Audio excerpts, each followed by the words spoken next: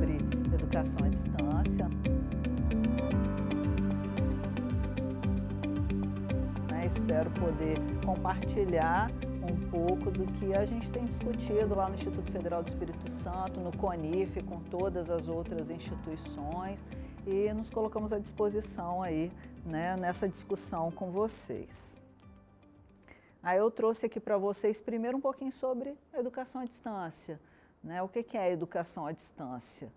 A gente tem aí o nosso decreto, né, 9.057, recentíssimo, né, de 2017, que veio reformular aquele decreto anterior que a gente tinha lá de 2005 e que ele abriu muito mais. Vocês vão perceber depois, um pouquinho mais à frente, quando eu for falar para vocês das legislações, de que à medida que as legislações foram mudando no nosso país nos últimos anos, elas ficaram muito mais flexíveis para permitir que a gente trabalhe a EAD de forma mais ampla, né? Antigamente você trabalhava em aspectos muito específicos, hoje a gente consegue trabalhar a EAD em cursos de todos os níveis. Né? Então, é possível hoje você ter educação à distância, desde cursos de pequena duração até submeter uma proposta de mestrado e doutorado para CAPES. Né? Então, hoje realmente se ampliou bastante o leque. Mas quando a gente fala de EAD, quais as principais características que a gente pensa? Acho que a principal característica é o fato de alunos e professores não estarem fisicamente no mesmo local ao mesmo tempo. Então, essa questão dessa distância física e temporal, ela possivelmente é uma das características que mais nos lembram da educação à distância. Mas por que a educação à distância ela é tão legal? Por que tantas pessoas buscam a educação à distância? Aí a gente trouxe aí alguns benefícios para vocês, como talvez o primeiro deles, flexibilidade de local e horário de estudo pelos alunos, né? Quantos alunos, quantas pessoas, inclusive nós, né? Às vezes não podemos cursar um curso num determinado horário ou num determinado local porque a gente está trabalhando, ou porque tem outras atividades, ou porque é muito longe. Então, a EAD ela traz essa flexibilidade para você montar os seus horários, montar a sua rotina de estudo. Essa, com certeza, é uma das maiores vantagens da educação à distância. Também uma outra questão, oferta de cursos em locais remotos. Né? Eu não sei exatamente aqui com vocês, mas, por exemplo, se vocês considerarem o IFAM, eu já tive a oportunidade de conhecer, e eles ofertam cursos para lugares que você gasta dias para chegar de barco, tem, né, vários deslocamentos por terra, por rio, até você chegar naquele local que tem um polo de educação à distância e que, se não fosse por aquele polo, aquelas pessoas lá não teriam acesso à educação. Então, você levar os cursos a locais remotos é uma das grandes vantagens da EAD. Também é uma importante estratégia para você cumprir as metas do nosso Plano Nacional de Educação. O nosso plano ele traz aí um monte de metas audaciosas para serem cumpridas, de elevação de matrículas na graduação, na pós-graduação, no ensino médio, no ensino técnico, e sem a educação à distância dificilmente se consegue cumprir as metas do PNE. Também é uma ótima estratégia para a melhoria de indicadores institucionais, como, por exemplo, aqui vocês devem ter o indicador do RAP, né, relação aluno-professor, mas também, quando é possível, você ter uma relação maior de alunos por professor. Nem sempre depende das características do curso, mas para muitos cursos à distância você consegue elevar essa relação e melhorar esses indicadores. A gente também tem uma grande oportunidade para a formação de servidores. Vocês aqui estão buscando isso, né? Uma formação de professores, de servidores.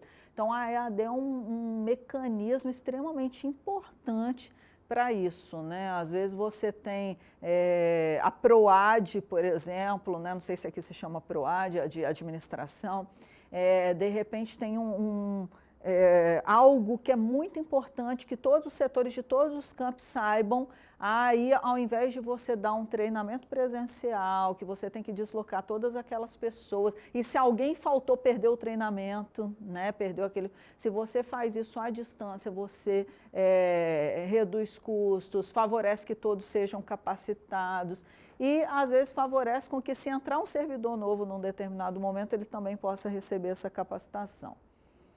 Apoio aos cursos presenciais.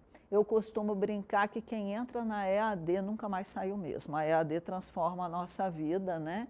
E você, se é um professor do presencial e você vem para a educação à distância, para trabalhar num curso à distância, o seu curso presencial nunca mais vai ser igual o que você fazia antes. É praticamente impossível você ver um professor que trabalhe com a EAD e que volte para a sala de aula do presencial e não use uma tecnologia, que não use o ambiente virtual como apoio à prática dele do presencial. Então, a EAD, ela realmente nos conquista e faz com que a gente melhore outras práticas que não só as práticas da educação à distância, inclusive as práticas da gestão, né? Muitos que vão para a gestão depois vão incorporando isso, usando, por exemplo, webconferência para fazer reuniões de colegiados, câmaras e outros recursos, né? Bastante relevantes.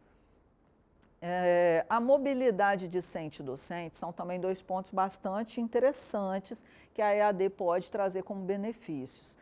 Ainda não é muito explorada no nosso país, mas eu acho que é algo potencial para a gente explorar, principalmente na rede federal. A mobilidade discente, por exemplo, você pode ter um curso que de repente ele entrou em extinção, não está tendo mais oferta, ou era um curso da UAB ou da ETEC que não está tendo mais fomento para continuar, e ficou um grupo de alunos retido por causa de uma disciplina, né? Uma ou mais disciplinas, enfim. E de repente tem uma outra instituição que esteja ofertando esse curso e que, por que não fazer uma mobilidade desses discentes? Esse discente dessa instituição cursar a disciplina naquela outra instituição e aí ele concluir esse curso aqui na instituição. Então, existem algumas possibilidades que, lógico, tem um monte de trâmites administrativos e burocráticos a serem pensados e vencidos, mas são situações possíveis e que a gente tem que pensar. Uma outra é a mobilidade docente. Essa a gente já faz há um tempo lá no Instituto Federal do Espírito Santo e eu vou dar um exemplo concreto de como que começou. Num determinado momento, a gente recebeu cerca de umas 30 vagas de docentes para toda a instituição. Nós somos em 22 campi, né, contando com o Centro de Referência 22, que tem docentes lotados e cursos, né, que são unidades acadêmicas. E a maioria dos campos, acho que quase todos, tinham cursos na área de formação de professores, ou licenciatura, ou algum bacharelado que tinha disciplina de Libras. E ninguém tinha professor de Libras.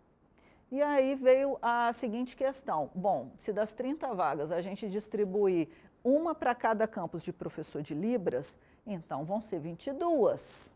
E aí sobram 8 para os campos se matarem depois para resolverem todos os outros problemas que eles têm de N disciplinas. E esses professores de Libras ficariam subutilizados, porque provavelmente eles estariam no campus para dar 2, 4 horas de aula semanais, né? Então, eles iam ficar ociosos boa parte do tempo, enquanto eles precisariam de professores para outras disciplinas que eles não tinham mais, não iam ter vaga. Qual a solução adotada? Pegamos 3 vagas, lotamos, no caso, no nosso centro de referência, que é uma unidade acadêmica, e esses 3 professores, eles dão as disciplinas para toda a instituição. Para os cursos de licenciatura, bacharelado, aí a PROEM faz um mapeamento junto com a nossa coordenação geral de ensino para ver, lógico, o que é possível dentro da carga horária desses docentes, né, em cada semestre. Não é que tudo é ofertado a cada semestre, é feito um planejamento, mas ao invés de 22, diminuiu para 3 a possibilidade de mobilidade docente. Então, ele está lotado lá no CEFOR, mas ele atua dando aula para os vários campi. E então, isso é uma possibilidade concreta que existe na educação à distância. E uma outra que é bem óbvia, né, o compartilhamento de materiais, que a gente também faz pouco, a gente às vezes fica recriando muito material, mas a possibilidade que você tem de reutilizar materiais de outros professores de outras instituições é muito grande. Então essas são grandes vantagens, né, da EAD. Eu trouxe aqui para vocês também diversas mudanças que ocorreram nas legislações nos últimos anos. Eu não vou ficar assim, lendo, nem falando de uma por uma, porque senão fica muito chato, né? Falar de legislação é sempre um negócio muito maçante. Mas só para estar passando para vocês, até mesmo depois os slides ficam para vocês estarem acompanhando também, porque aí vocês conseguem ver uma evolução. É um trabalho que a gente fez no GT de institucionalização da EAD, tá, do CONIF, esse mapeamento das legislações. Em breve a gente vai disponibilizar para vocês, inclusive mais completo, né, uma análise mais completa das legislações, mas aqui está um resuminho. Apesar do primeiro estar bem antigo, né, o de 2007, que é os referenciais de qualidade da educação à distância, porque até hoje é ele, esse daí não mudou. No ano passado, em 2018, eu participei de um GT da CESU, representando o CONIF, que era para refazer esses referenciais, mas o GT entrou no processo eleitoral, aí depois teve a exoneração dos secretários que estavam envolvidos, e aí o negócio não andou. Então, não houve um avanço em relação a isso. Os referenciais de qualidade que a gente tem até hoje continuam sendo os de 2007. Assim como essa resolução ali de 2012 dos cursos técnicos, que também não teve algo posterior a isso, é ainda o que a gente usa como referência. Agora, fora essas duas aí mais antigas que não se alteraram, de resto tudo sofreu alteração. Né? Então, daí para baixo, teve uma resolução do CNE lá de 2016, que foi meio que o start para um monte de mudanças que vieram a partir daí, e essa resolução, ela já trouxe aquilo que eu falei no início, uma abertura, ela já começou a abrir mais o que antes era mais fechado. Aí depois teve outras alterações em 2017, várias em 2017, inclusive a mais importante delas, que foi a alteração do nosso decreto. No GT da EAD, o que a gente fez? Esse daí foi um que a gente se debruçou com um pouquinho mais de cuidado. A gente pegou a 5622 de 2005, pegamos a 9057 de 2017 e meio que confrontamos as duas. E aí a gente percebeu quantas regras, quantas definições existiam na 5622 que foram totalmente excluídas da 9057. Ou seja, coisas que falavam assim, ó, você precisa fazer isso, isso, isso, isso, isso, e agora não está dito nada. Então, ficou muito mais aberto para as possibilidades de AD. Isso é bom e é ruim, né? Por um lado, é bom que te dá mais flexibilidade. Por um outro lado, aumenta a chance das instituições fazerem um trabalho de baixa qualidade. Então, tem que ter muito cuidado nas lacunas e nas aberturas que são feitas para a gente não cair na armadilha de cair com a qualidade dos nossos cursos, né? Tem que ter muito cuidado. Aí mais um monte de alterações aí em 2017, então teve alterações a nível de pós-lato sensu, a nível de graduação, muitas relacionadas a credenciamento e recredenciamento das instituições, a abertura de polos que ficou a cargo das instituições, então uma série de mudanças nas legislações nesse sentido. Em 2018 também teve um bocado aí de alterações. E eu vou destacar, ó, aí tem um monte aí para depois vocês estudarem, analisarem com calma. E eu vou destacar a de 2019, que foi um outro GT que eu participei. Esse sim surtiu um resultado, que eu também participei representando o CONIF. Esse é o GT da CAPES, da EAD nas pós-estrito sensu. Então, né, a gente brinca que pela primeira vez na história desse país, a CAPES abriu a possibilidade de se fazer a submissão nos APCNs, né, de projetos de mestrado à distância. né? Então, por enquanto, só pode mestrado, porque na portaria, do jeito que a gente fez, você só pode fazer doutorado depois de já ter o mestrado à distância. Então, no primeiro momento, só pode mestrado, mas a portaria já prevê mestrado e doutorado à distância. É lógico que o fato de ter a portaria não significa que todo mundo vai mandar e vai conseguir, não, porque a CAPES é extremamente criteriosa para todos os cursos e vai ser o triplo criteriosa para o caso da educação à distância. Então, não adianta se iludir e achar que vai ser fácil. Vai ser uma vitória muito grande quando o primeiro curso de mestrado à distância for aprovado. Mas o fato de ter hoje uma legislação já regulamentando isso já foi uma vitória com certeza muito grande para todos nós.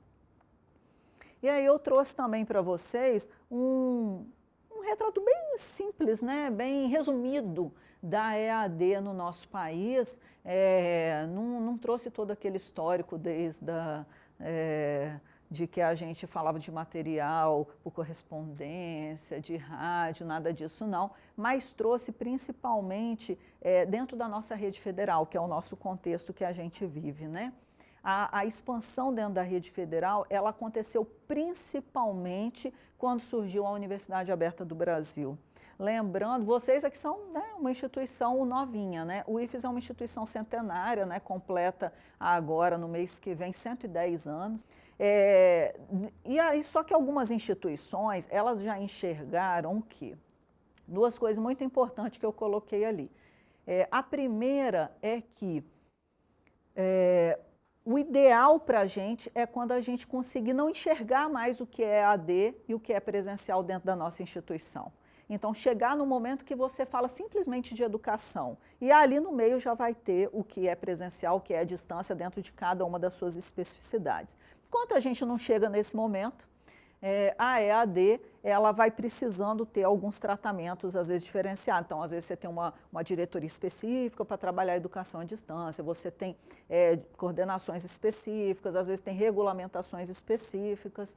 É lógico que sempre vai haver as especificidades, mas essas especificidades acontecem no presencial.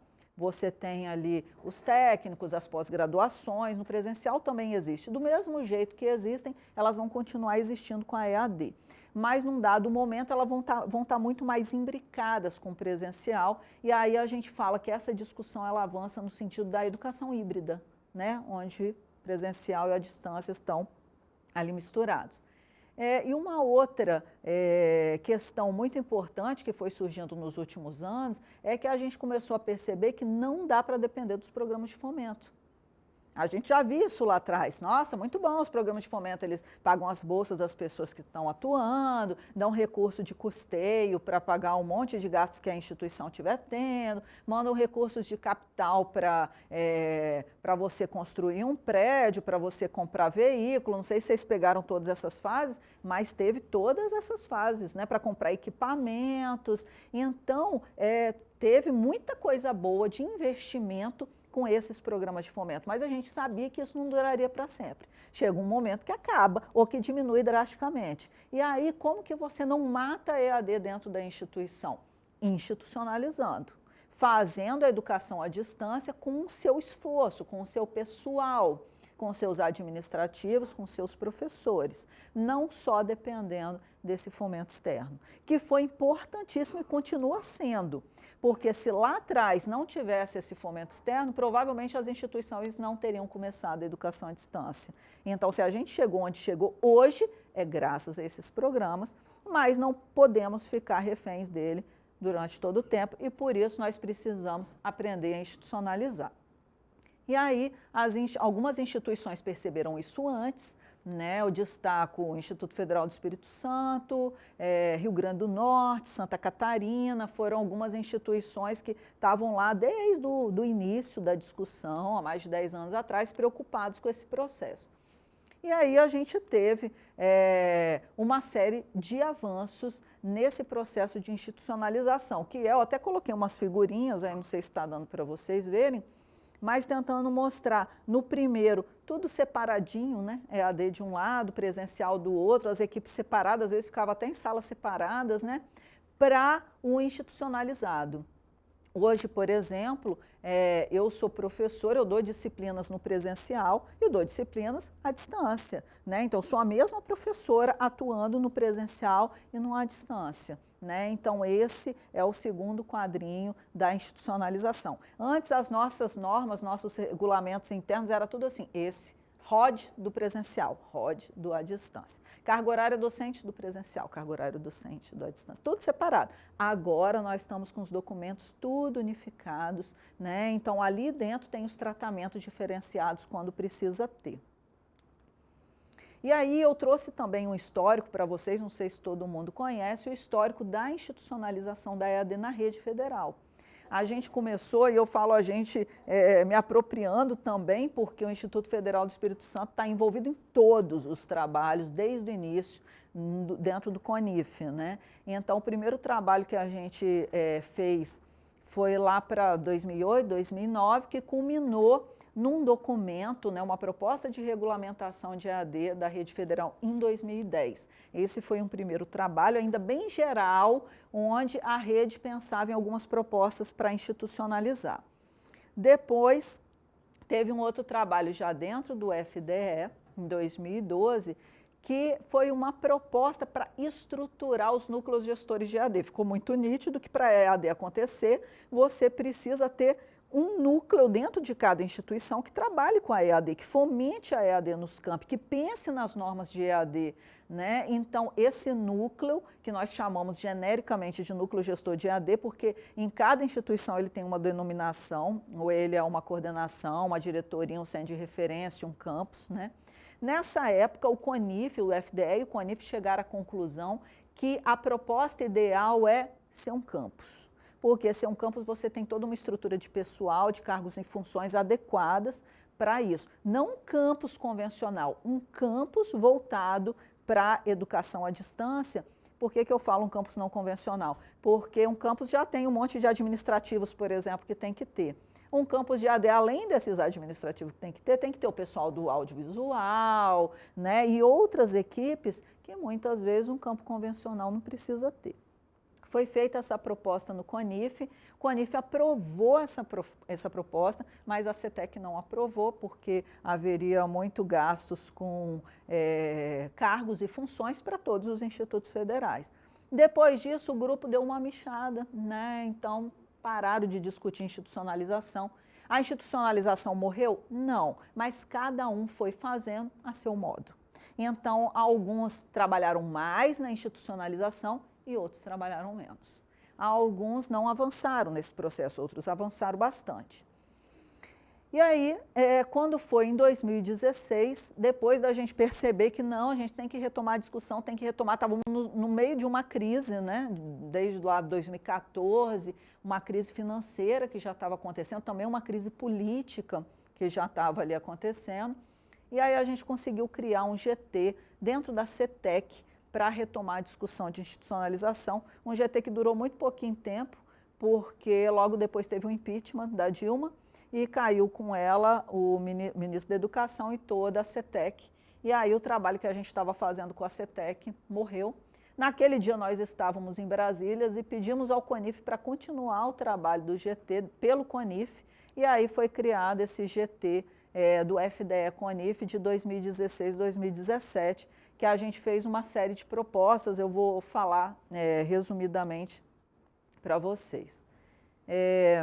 Aqui tem uns outros GTs, tá, que a gente participou. Teve um primeiro GT da CAPES para trabalhar umas diretrizes de institucionalização para as instituições que estivessem envolvidas na UAB, então não são só institutos federais, né, universidades também, que foi 2016-17. Eu também participei na época representando o CONIF.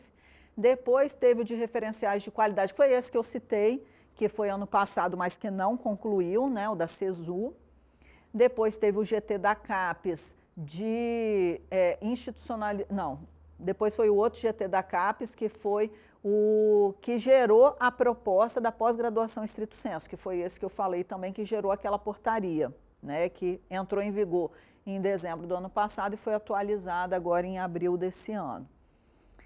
A gente teve também a continuidade do GT do CONIF, aquele GT que foi 2016-17, tem um outro agora, 2018, 2019, né, que é o GT atual que a gente está trabalhando. E aqui eu coloquei um resumo das atividades que a gente fez, até porque tudo que a gente trabalha é para todo mundo, então é para vocês também. O de 16, 17, primeira coisa que a gente fez foi fazer um mapeamento para ver como as instituições estavam institucionalizando a EAD. Né? Então a gente fez esse mapeamento. Depois nós fizemos um trabalho de diretrizes do esforço docente para a EAD. Essa daí foi uma discussão que deu uma trabalheira danada, porque foram várias discussões dentro do FDE e dentro do CONIF, até a gente conseguir fechar uma proposta para a contabilização da carga horária docente para as atividades de educação à distância. Então, isso daí foi uma bela discussão, né, que a gente trabalhou. Vou até destacar só 2 pontos aqui que talvez sejam mais relevantes para vocês. A proposta é até bem pequena, né? Mas uma das coisas vencidas, né, de que na primeira oferta de uma disciplina, no semestre anterior, o professor precisa de carga horária para produzir os materiais da disciplina, então isso ficou pacífico, né, tá lá assim.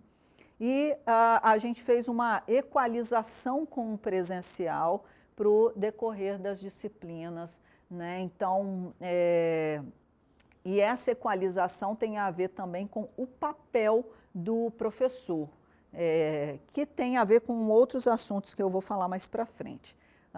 Muito comumente, quando a gente fala de UAB e ETEC, a gente fala de quê? Do tutor, né? Você tem o professor que produz o material, as atividades, e você tem o tutor que tira a dúvida do aluno, que está lá interagindo, motivando, corrigindo as atividades, etc. No CONIF, nós abolimos essa palavra tutor, porque quando você fala de um programa de fomento, tem lá os programas, tem as bolsas e vem as funções, as atribuições, eles fazem do jeito que eles quiserem, né? Agora, quando a gente está falando de curso institucionalizado, nós estamos falando do nosso quadro. E o nosso quadro que existe na rede federal, ou você é TAI, ou você é professor EBTT. Né? São as duas opções que tem. Então, não existe uma função chamada tutor. Mas o que é o tutor? O que o tutor faz? O tutor faz o que nós chamamos de mediação pedagógica. Ele faz a mediação com o aluno, tirando dúvidas, apoiando, orientando, corrigindo atividades. Isso nós chamamos lá no CONIF de mediação pedagógica. E nada mais é para nós do que uma atividade docente. Então, o docente faz várias atividades. Ele pode preparar material, ele pode dar aula no presencial, ele pode fazer planejamento, orientar TCC de aluno, ele pode fazer pesquisa, fazer extensão e pode fazer mediação pedagógica numa disciplina à distância. Seja de uma disciplina dele mesmo, seja de uma disciplina de outro professor. Mas então, para a gente no CONIF não existe uma figura tutor, existe um papel no sentido de atividades. Existem atividades de mediação pedagógica, que são atividades docentes. Então, essa foi uma definição lá do GT do CONIF. E a gente, com base nessa definição, a gente fez uma reflexão sobre as cargas horárias, como poderiam ser, porque é lógico que cada instituição pode definir a seu modo, mas de uma forma abrangente, como que foi a nossa proposta. A gente se basear no presencial. Então, por exemplo, vamos supor que você tem uma disciplina que no presencial ela dá para o professor 4 horas semanais de carga horária para sala de aula. Tem 4 horas para o professor dar aula. E ele tem mais 4 horas de planejamento fora da sala de aula, né? No caso, se essa disciplina for dada à distância, esse professor que prepara o material, prepara a disciplina, também vai estar junto com os alunos, fazendo a mediação pedagógica. Esse professor vai ter 4 mais 4, igualzinho no presencial. Agora, vamos supor que tenham outros colegas professores que vão fazer mediação pedagógica de outras turmas, mas eles não trabalharam no planejamento da sala, não produziram material, nem nada disso. Eles só estão fazendo a mediação pedagógica com outras turmas. Ele vai fazer jus às 4 horas, como se fossem as horas de sala de aula. As aulas que ele só não vai estar na sala de aula fisicamente. Ele vai estar à distância fazendo a mediação pedagógica. Então, foi assim que foi estabelecido pelo GT do CONIF, para que as instituições tomassem como base e fizessem suas próprias resoluções. Então, esse foi um dos pontos que a gente trabalhou. O outro ponto muito importante foi retomando a questão da estruturação dos núcleos gestores de EAD. Como eu falei, foi frustrante lá atrás fazer uma proposta que a gente acredita até hoje, diga-se de passagem, que é a proposta de campus, e não ter vencido a CETEC, no sentido dela apoiar isso. Se a gente não conseguiu isso na época das vacas gordas, imagina se a gente ia conseguir na época das vacas magras, né? Então, a gente fez uma proposta diferenciada em que tivesse 5 possibilidades de você estruturar o núcleo gestor de EAD, seja por meio de uma diretoria, um centro de referência mais administrativo, um centro de referência que também é uma unidade acadêmica, também tem docentes e alunos, o campus avançado ou um campus. Por quê? Campus avançado e campus não tem jeito, depende da CETEC e do MEC aprovar. Mas os outros 3, a instituição consegue trabalhar sem depender do MEC e da CETEC, então por isso a gente fez dessa forma. Também fizemos um documento com algumas ideias de metodologias para cursos à distância institucionalizados. E eu falo ideias porque, apesar da gente ter chamado o documento de modelos e metodologias, são modelos de exemplos, que você pode, inclusive, misturar. A gente até fala isso no início, você pode misturar um com o outro e usar do jeito que você quiser, ou até nem usar nada daquilo. Mas foram modelos criados com base em instituições que já trabalham com cursos institucionalizados e a gente conseguiu agrupar naqueles modelos diferenciados, alguns trabalhando no modelo bem próximo da UAB e DETEC, outros trabalhando no modelo mais de docência coletiva, onde você tem um grupo de professores que planeja junto a disciplina e cada um faz a mediação de uma turma depois. Então, tem algumas propostas diferenciadas, até as propostas de MOOC e de disciplina à distância em cursos presenciais. Depois nós fizemos um trabalho de matriz orçamentária, uma proposta que também foi uma grande luta dentro do FDE e do CONIF, onde a gente conseguiu aprovar, né, na matriz orçamentária, como que ficou definido. Se você tem um curso fomentado AB e ETEC, o aluno da EAD vale 0,25 em relação ao aluno do presencial, 1/4, né? E se você tem um curso institucionalizado, ele vale 0,8, 80% em relação ao aluno do presencial. Então, isso é um aumento muito significativo, foi um incentivo muito grande para que as instituições pudessem fazer cursos à distância institucionalizados. E fizemos todos esses que eu falei até agora foram aprovados no CONIF. O último, nós fizemos uma proposta de indicadores. Essa proposta ela foi apreciada pelo CONIF, mas ela nunca foi aprovada nem discutida, porque tinha um outro grupo no CONIF trabalhando com indicadores, então a ideia seria juntar essas propostas, só que aí depois nosso GT encerrou e o GT novo que entrou teve outras prioridades, aí acaba que o indicadores ainda está lá para ser retomado, né? Vocês podem olhar nas atividades desse GT agora atual. A gente precisou fazer um novo retrato para ver como as instituições avançaram na institucionalização. Houve um avanço muito grande, tá? Depois dos trabalhos do GT anterior. Fizemos essa análise de legislações, que eu mostrei para vocês um resuminho. Estamos construindo um portal de EAD para que todas essas discussões e tudo que é aprovado a gente possa colocar em um local, porque hoje a gente disponibiliza para vocês por e-mail ou por WhatsApp, né? Então, a gente quer ter um portal para vocês terem mais fácil acesso. Fizemos um conjunto de orientações de EAD para o CONIF, isso foi necessário, porque às vezes tinha um reitor ou um diretor de EAD que ia conversar na CETEC, o outro ia conversar com o ministro, o outro ia conversar na CAPES, e às vezes as falas desalinhadas com o que o CONIF estava trabalhando de EAD, né? Então, foi uma reunião que a gente fez todo um trabalho para alinhar o CONIF e falar, ó, esse é o entendimento CONIF de educação à distância. Então, quando você vai falar fora daqui, você tem que representar o que a gente tem discutido, né? A nossa opinião individual, ela existe em meio de uma espécie de cadernos, né? A gente vai formalizar mesmo como se fosse e-books, por meio de e-books, Ao invés da gente fazer eu falei, se a gente esperar toda a discussão de EAD para fazer um e-book, vai fazer nunca, né? Então, eu falei, à medida que a gente for finalizando as coisas, a gente vai lançando volumes desse e-book de diretrizes para EAD para poder disponibilizar a vocês. Depois, nós vamos trabalhar com fomento híbrido. O que é essa proposta de fomento híbrido? É uma proposta pensando, não vamos ter, se tiver recurso da ETEC e da UAB, não vai ser provavelmente nos moldes que eram antes. Vai ser menos recurso, então a gente provavelmente vai ter que fazer parte institucionalizado, parte com fomento. E aí como a gente faz isso? Essa é a discussão que a gente ainda não começou. E voltar à discussão de indicadores, então esse é um trabalho que está em andamento. Aí tem uma série de dificuldades, como vocês podem imaginar, você tem muito mais dificuldade do que facilidade para poder institucionalizar, especialmente no momento que tem pouco recurso, mas não apenas isso, né? Tem pouco recurso, poucas vagas, poucas CDs e FGs, mas além disso carece também de um entendimento, a CAPES, a CETEC, elas também não entendem muito bem o que é institucionalização. Então, a gente precisa avançar também nesse entendimento, nessa compreensão, ajudar com que o CONIF, né, com que o MEC, eles estabeleçam diretrizes que nos ajudem nesse processo, né, de institucionalizar.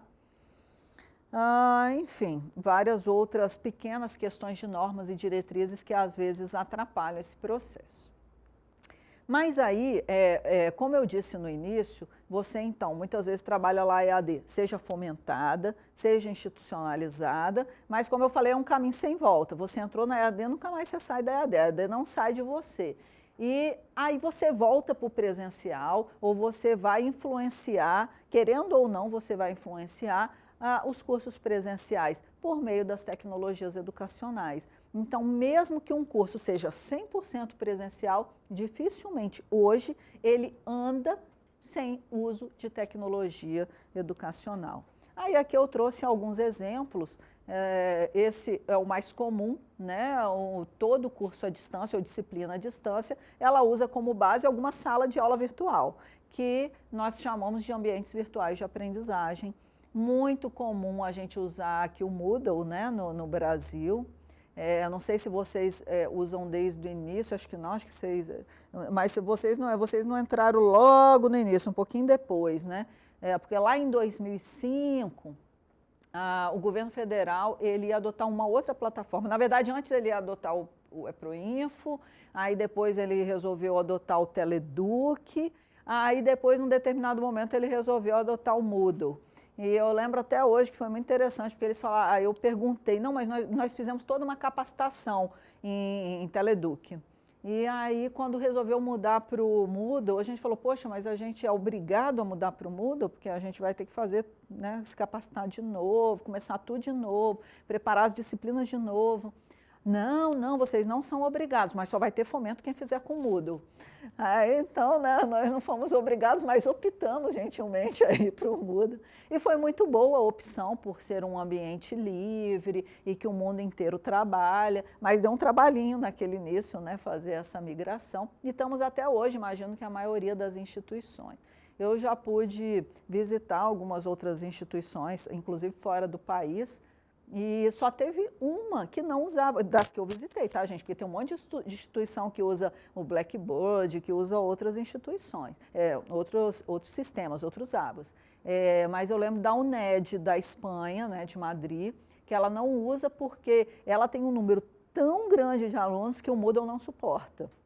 Então, eles precisaram desenvolver um sistema próprio para usar. Mas até a UAB de Portugal, lá de Lisboa, até a UAB usa o Moodle. Então, a maioria das instituições, eu conheci outras de Portugal também, todas usavam o Moodle. Aqui no Brasil tem algumas que usam Teleduc, tem algumas que usam, acho que Roda, né, o pessoal lá do Sul, se eu não me engano, mas a maioria usa o Moodle. Outro recurso, né, as tecnologias de informação e comunicação ou as tecnologias digitais, né, de informação e comunicação. E aí a gente tem uma infinidade hoje. Eu coloquei até um exemplo aí da nossa webconferência. Aí tem até a nossa intérprete de Libras aí do lado também fazendo a tradução. e vários outros, né? Você vê o WhatsApp, Twitter, Instagram, Facebook, tudo isso pode ser usado hoje como uma ferramenta de comunicação entre professor e aluno e entre os alunos. E aí a gente basicamente tem aquela divisão da comunicação síncrona e assíncrona, né? Então, algumas dessas ferramentas como fórum, e-mail, mensagem, você tem uma comunicação assíncrona, né? O professor, o aluno manda uma mensagem, o outro responde quando puder, e tem os de comunicação, de comunicação síncrona, como webconferência, os chats, e eu brinco que tem ainda o WhatsApp, que é as duas coisas ao mesmo tempo, né? Pode ser tanto síncrona como assíncrona, dependendo da situação. Temos aí também as comunidades virtuais de aprendizagem que estão relacionadas com as ferramentas de comunicação, mas com um intuito um pouquinho diferente, um intuito não apenas de comunicar, mas um intuito de construir conhecimento, né? Então, essas comunidades como o Facebook, como o Google Docs, como blogs, são ferramentas que podem ser utilizadas para que os alunos eles estejam efetivamente trabalhando colaborativamente, cooperativamente, construindo conhecimento novo. E pode ser muito explorado por nós também. Softwares educacionais e objetos de aprendizagem, né? A gente pode falar de objetos de aprendizagem com uma forma mais ampla, desde um PowerPoint, né? Uma apresentação, desde uma videoaula, até um software educacional que já é mais sofisticado, né? Dá mais trabalho, né? Para criar um software educacional, mas tem uma infinidade hoje de software educacional. Aí eu coloquei uns exemplos aí de algumas bases onde a gente pode buscar por softwares educacionais e objetos de aprendizagem para auxiliar a gente. Esse último que está ali embaixo é um tipo um Wikipédia, né? Onde você entra e faz a pesquisa de softwares educacionais que podem ser utilizados, e tem lá a disciplina ainda, se é matemática, português, história, geografia. Então hoje tem uma infinidade de software. Lógico que só achar o software não significa muita coisa, né? Eu tenho, por exemplo, orientandos de mestrado que eles fazem trabalhos com esses softwares educacionais, eles levam um tempão para poder catalogar, aí eles usam, testam, aí eles catalogam, esse daqui é muito instrucionista, esse é mais construtivista, esse é construcionista, esse é para tais conteúdos, esse é para esses outros conteúdos. Às vezes alguns são muito... Não servem muito para o propósito que o professor quer. Então, também há um trabalho ali ativo do professor necessário para ele analisar e saber se aquele software vai ser útil ou não. Senão vai ser só uma brincadeirinha, um passatempo, e não vai fazer o principal propósito, que é ajudar o aluno a aprender, né? Senão não faz sentido. Aqui eu coloquei alguns trabalhos, esses trabalhos foram todos trabalhos de orientandos.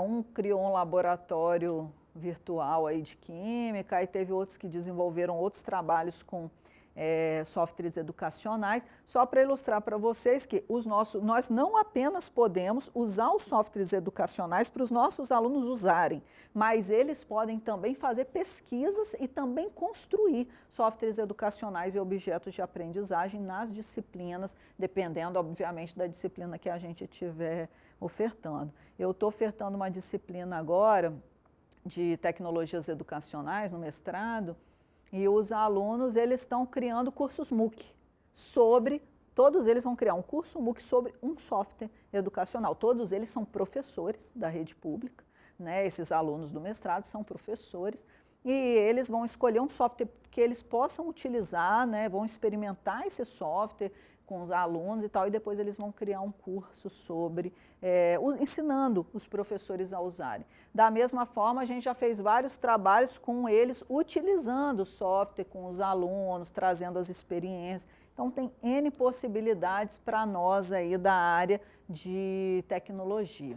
Algo que hoje não pode ser de forma alguma dispensado é a questão dos dispositivos móveis.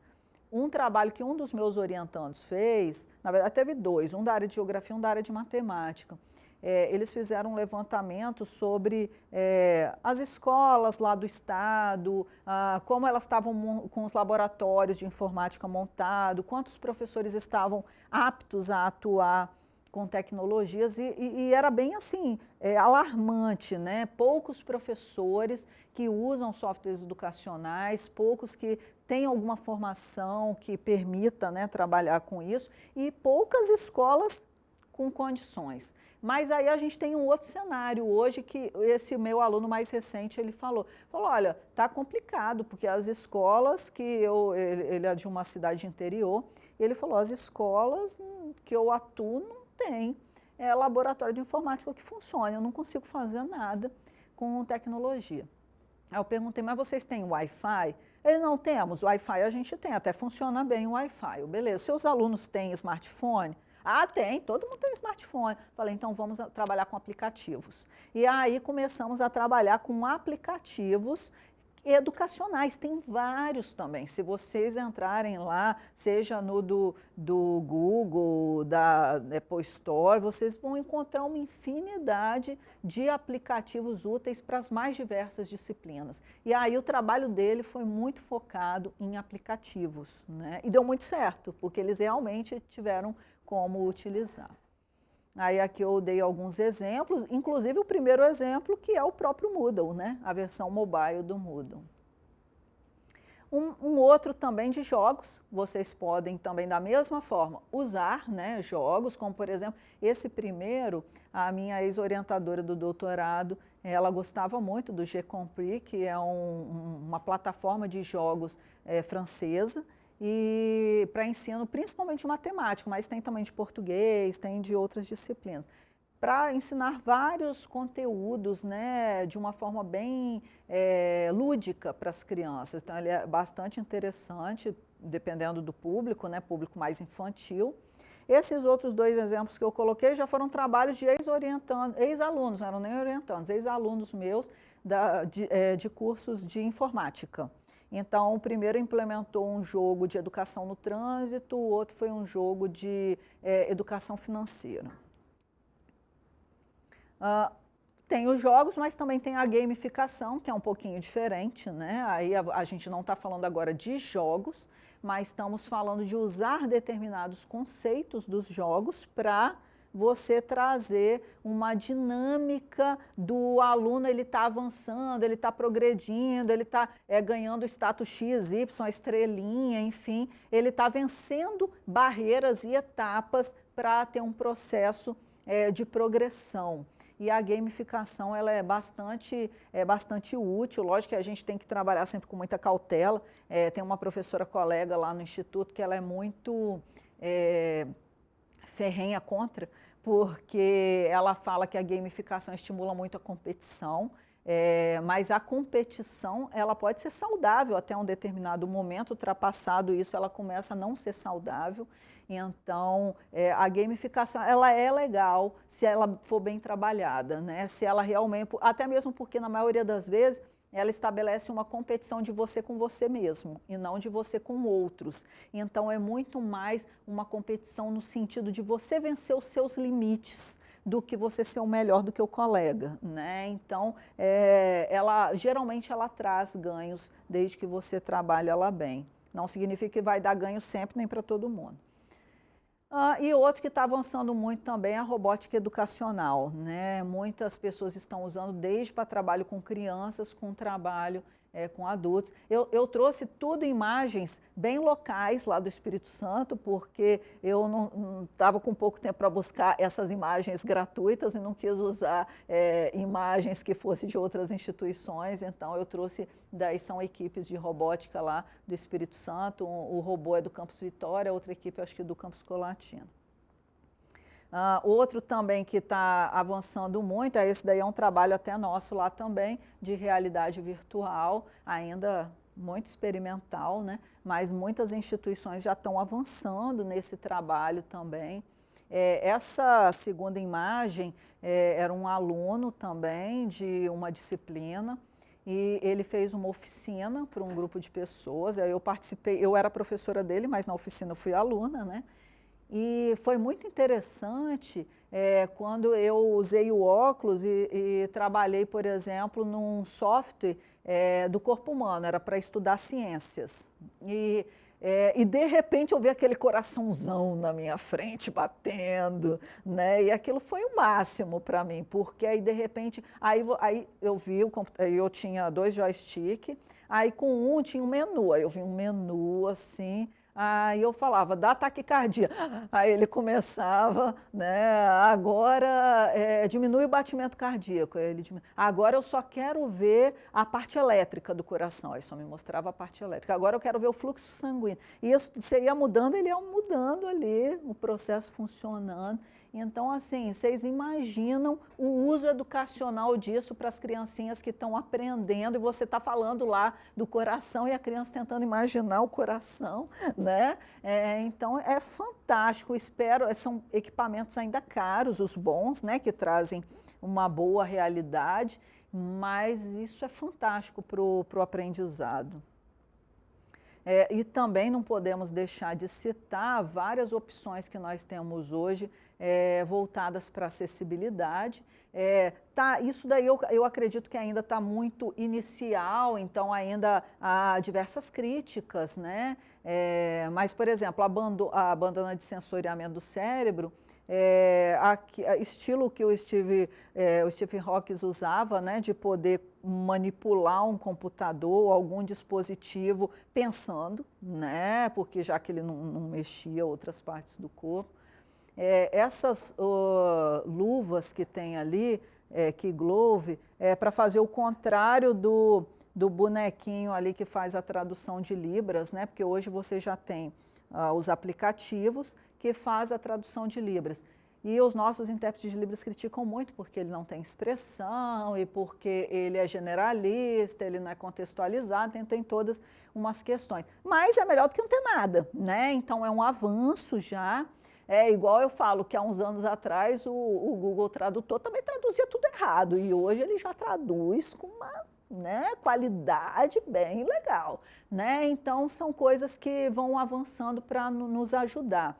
E a questão da Key Glove é uma luva que faz o contrário.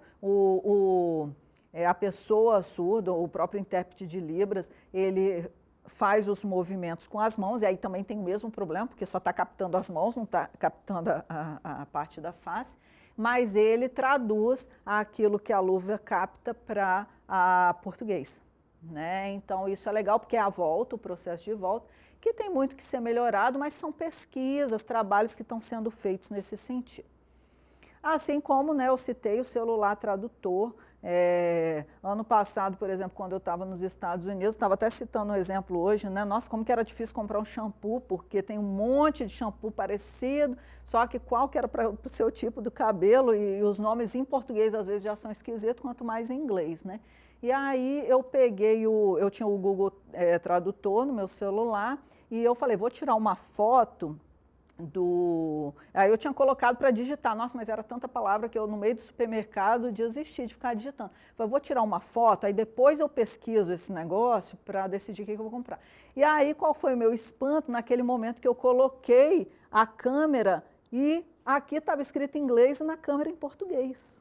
Né? A tradução estava sendo simultânea. Que máximo, né? Eu nem sabia que fazia, né? E já faz um tempo que o Google Tradutor faz isso, mas eu não fui descobrir naquele momento. E então, assim, nós temos hoje softwares, aplicativos fantásticos. Tem um de matemática, que é um dos que estava ali na apresentação, deixa eu voltar aqui que eu não lembro o nome dele, não.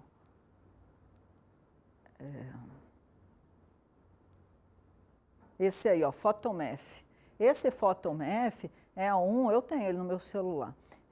Você coloca ali ele fez um negócio digitado, né? Você pode escrever no papel, na mão, uma equação matemática. Você coloca esse aplicativo, ele coloca a equação bonitinha, te dá não apenas o resultado, como te dá todo o caminho, gráfico, tudo. Testa para você ver depois. Não, a gente tem cada coisa fantástica que existe que nós temos que explorar e utilizar em termos de tecnologia digital.